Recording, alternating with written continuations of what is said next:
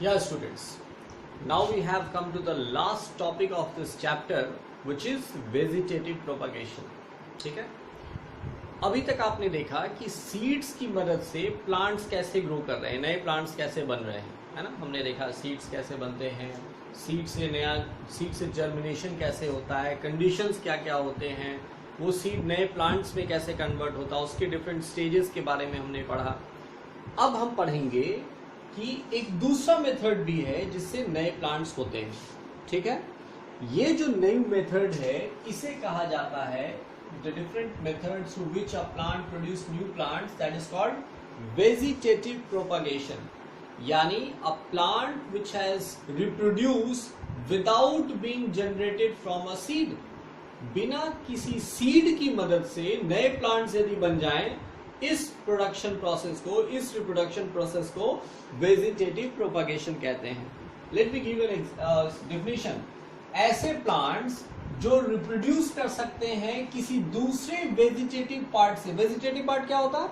उसके लीव्स होंगे, स्टेम होगा, रूट्स होगा। ये जो पार्ट्स हैं ये नॉन सीड्स प्रोड्यूसिंग पार्ट्स होते हैं। ठीक है, यानी इसको हम वेजिटेटिव पार्ट कहते हैं। It's not a reproduction part, right. तो ये क्या है? वेजिटेटिव पार्ट्स हैं। कौन कौन से हैं इसके अंदर? तो इसके अंदर आता है रूट्स, स्टेम और लीव्स।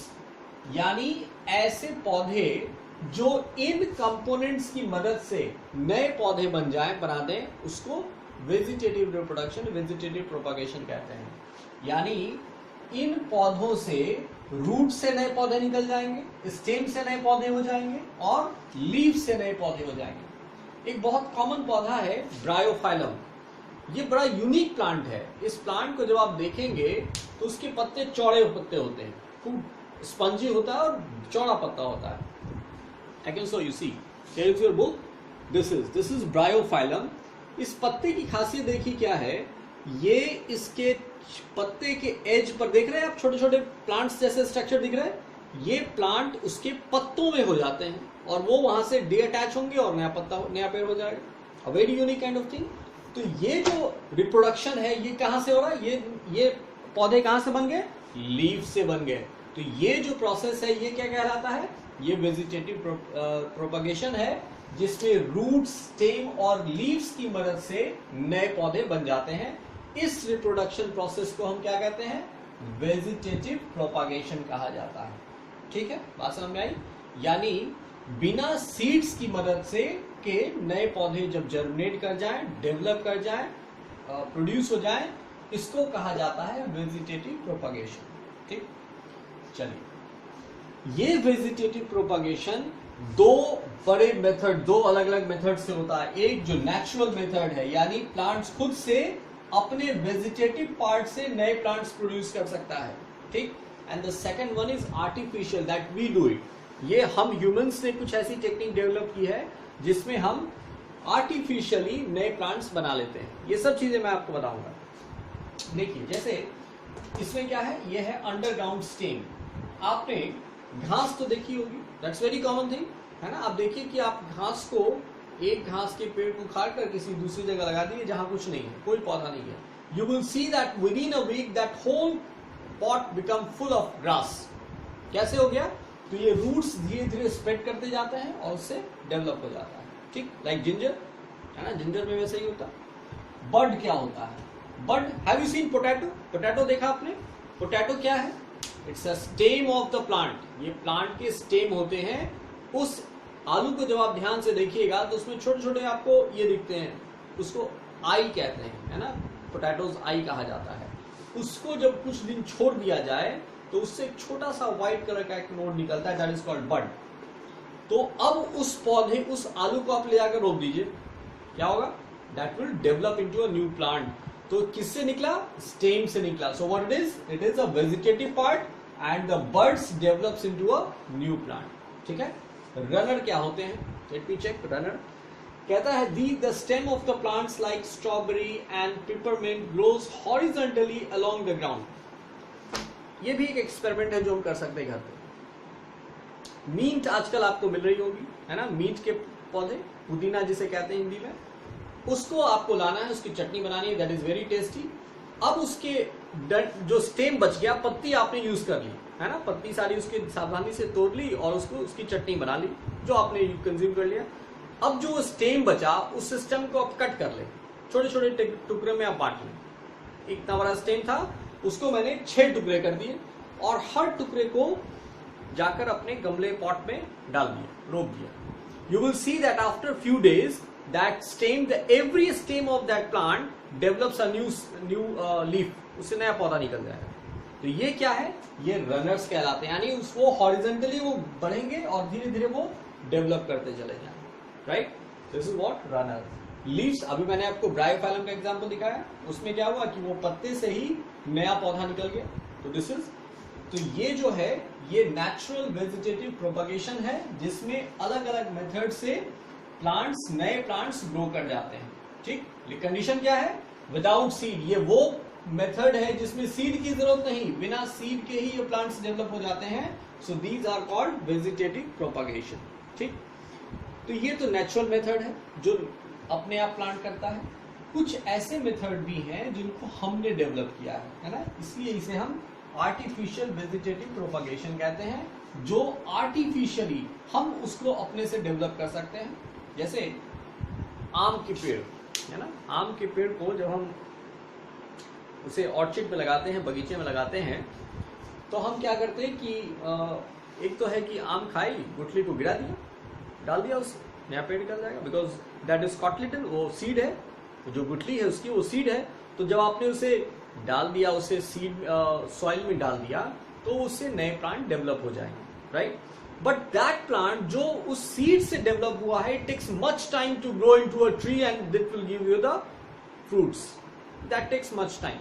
तो हम क्या करते हैं, we usually go into the nursery and purchase those plants right from there and implant into the soil, जिससे वो पेड़ तेजी से ग्रो कर जाता है। What kind of plant that are? These are the artificially developed, which is called artificially vegetative propagation. इसमें कौन कौन से मेथड आते हैं, कटिंग, स्टेम को काट दिया और काट कर उसे डाल दिया, जमीन में डाल दिया, the new plant will develop, right? This is called cutting. The next one is grafting and budding. हम क्या करते हैं, उसको छिल देते हैं, we just scratch it, the stem, and wrap it with some other thing, with the soil, and the soil itself develops or gives the nutrients to that stem or the part, and it will further grows into a new plant. अब उसको stem को हम cut करेंगे और उसे जमीन में लगा देंगे। This is a very easy method. The rose can be developed like this, है ना, hibiscus can be develop like this. ये कुछ ऐसे पौधे हैं, नर्सरी में बहुत कॉमन है।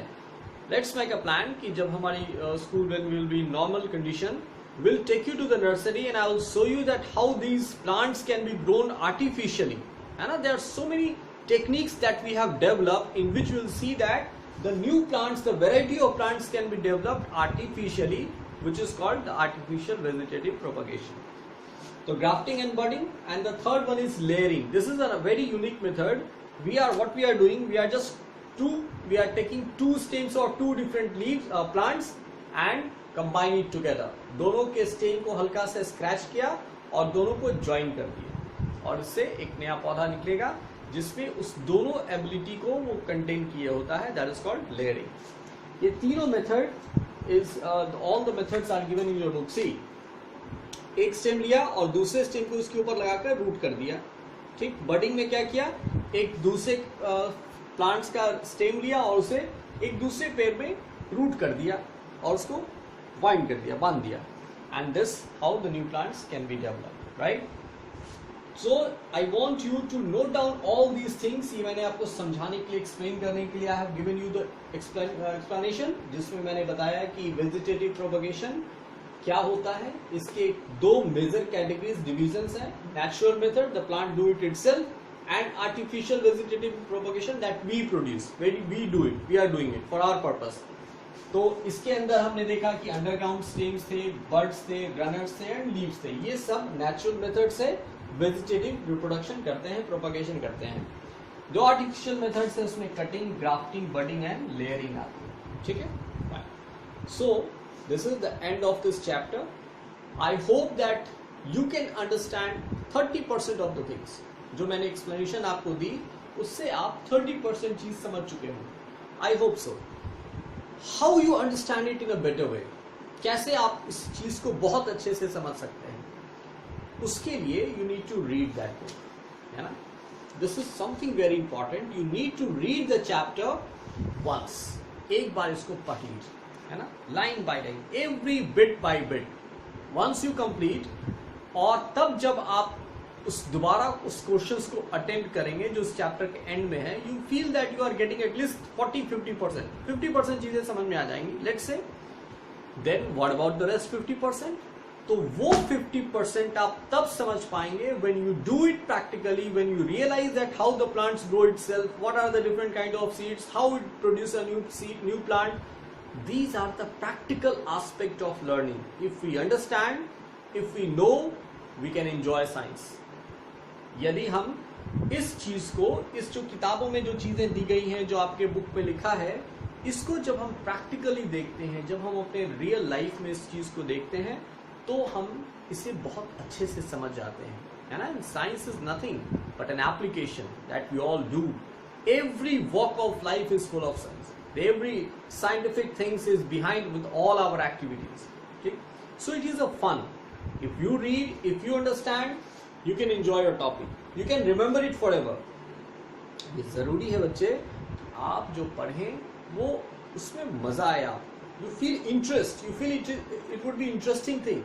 तब आपको पढ़ने में मजा आएगा, है ना. ये तो बोरिंग है कि मैंने कुछ पढ़ाया, आपने कॉपी में नोट डाउन कर लिया, उसके क्वेश्चन आंसर्स कर लिया, and just you just mug it up, रट लिया, उसे याद कर लिया. No, doesn't make sense. आपको करना क्या है, इसे पढ़ना है ना. ट्राई टू अंडरस्टैंड, समझना है कि ये है क्या, what is seed, how it develops, plants क्या होती है, कैसे ये प्लांट्स ग्रो करते हैं. You need to explore, you need to become scientist, you need to find that how it happen, है ना. यही वो टेक्निक है जिससे हम अपनी चीजों को समझ पाए, है ना. ये हमारे पहले जो साइंटिस्ट लोग थे, उन लोगों ने इसकी इन्वेंशन की, डिस्कवरी की, खोजा कि आखिर ये कैसे काम करता है, और तब हमारे लिए किताबें लिख दी. So it's simple. If we understand the natural science, we can understand the science very easily, and it will be a fun. तो hopefully you will understand. मैंने जो बताया आपको, आप कुछ चीजें समझ पाए होंगे. वैसे ये मोड ऑफ लर्निंग बहुत इफेक्टिव नहीं है. I know, I personally believe that such method will definitely not work well for students. But we all are under a very traumatic condition. तो मैं उम्मीद करता हूँ कि आप अपनी पढ़ाई को ऐसे ही keep going, that let it keep going, ऐसे चलते रहिए, है ना. When the things become normal, when we are doing well in our society, the things becoming normal, then we will start our classes. तो फिर दोबारा से हम ये सारे चैप्टर्स को फिर से पढ़ेंगे. I will give you a better understanding, our teachers will give you better understanding. तो ये कुछ ऐसी चीजें होंगी जो आपके इंटरेस्ट को और बढ़ा देगी. But till then, it's your part to read it chapter carefully, understand the topics, make a notes and do some practicals. ठीक है, ताकि आप इस चीज को बहुत अच्छे से समझ पाए. So my best wishes is with you students. I hope that you must enjoy your learning, and this is the only way to understand, to enjoy the topic. Thank you.